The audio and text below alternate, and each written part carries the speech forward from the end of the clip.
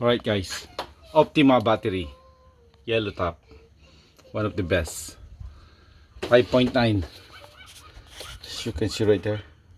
Is that Oreo? No. 5.9. Oreo works. 5.9 P8. They call it the OHB. Alright guys, I need to buy some power steering with the change oil. Here's where you can you find. This is a O2. Yeah, they call it the crew cab. This is where you put the where you remove the spare tire, guys. I tell you exactly where you can remove the spare tire. That's my plate number right there.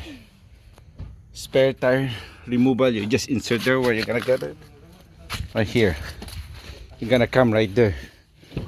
That's the passenger side, and then look for the on the passenger side. Did you see this jack storage?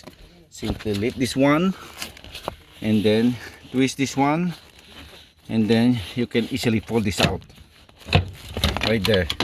That's the, and then you can simply put this thing here on the end. That's how you remove the spare tire. Alright guys, just right here. Need to vacuum. How you put it back is the same thing.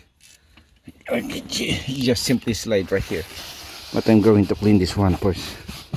The vacuum. Okay. That's how you do it.